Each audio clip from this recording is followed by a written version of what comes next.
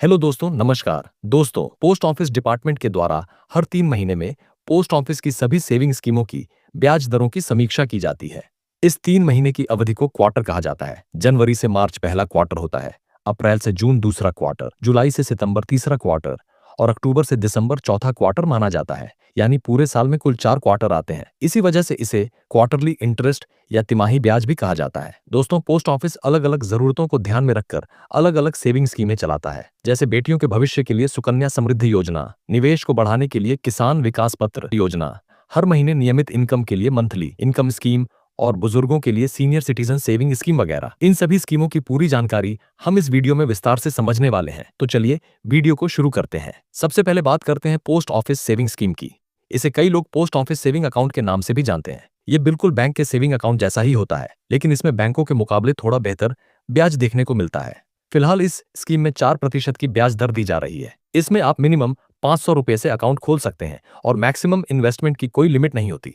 अगर आप इसमें 1 लाख रुपए जमा करते हैं तो आपको सालाना करीब 4,000 रुपए ब्याज मिलता है, जबकि बैंकों में यही ब्याज 2,500 रुपए से 3,000 रुपए के आसपास रहता है। अब बात करते हैं सुकन्या समृद्धि योजना की। इस योजना में फिलहाल 8.2% की ब्याज दर दी जा रही है। इसमें आप सालाना कम से कम 250 रुपए और ज्यादा से ज्यादा 1,50,000 रुपए तक निवेश कर सकते हैं। बेटी के 18 साल पूरे होने पर इस योजना से 50% रकम निकाली जा सकती है और 21 साल पूरे होने पर पूरी राशि निकाली जा सकती है, जो बेटी के भविष्य के लिए एक मजबूत फाइनेंशियल सपोर्ट बनती है। इसके बाद बात करते हैं किसान विकास पत्र यानी केवीपी स्कीम की। इस स्कीम में 7.5% की ब्याज दर मिलती है। इसमें 1,000 रुपए से निवेश शुरू किया जा सकता है और मैक्सिमम इन्वेस्टमेंट की कोई लिमिट नहीं होती। इस स्कीम को डबल मनी स्कीम भी कहा जाता है, क्योंकि करीब 10 साल बाद आपका पैसा पूरी तरह डबल हो जाता है। जैसे अगर आप 5 लाख रुपए निवेश करते हैं तो मैच्योरिटी पर 10 लाख रुपए मिलते हैं और 10 लाख रुपए निवेश करने पर 20 लाख रुपए मिलते हैं।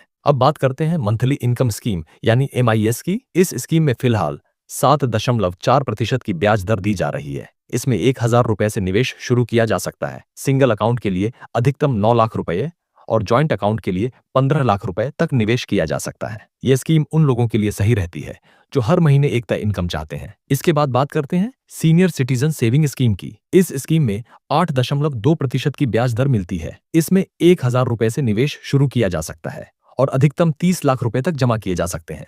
अगर कोई व्यक्ति इसमें पूरे 30 लाख रुपए निवेश करता है तो उसे हर 3 महीने पर करीब 61,500 रुपए का ब्याज 5 साल तक मिलता है। अब बात करते हैं RD यानी रेकरिंग डिपॉजिट स्कीम की। इस स्कीम में फिलहाल 6.7% की ब्याज दर दी जा रही है। इसमें हर महीने एक तय रकम जमा करनी होती है और 5 साल बाद पूरी राशि ब्याज सहित वापस मिल जाती है। इसमें 1,000 रुपए से निवेश शुरू किया जा सकता है और मैक्सिमम इन्वेस्टमेंट की कोई लिमिट नहीं होती। इसके बाद बात करते हैं TD यानी टाइम डिपॉजिट की, जिसे कई लोग FD के नाम से भी जानते हैं। इसमें अलग-अलग समय के लिए अलग-अलग ब्याज दरें मिलती है।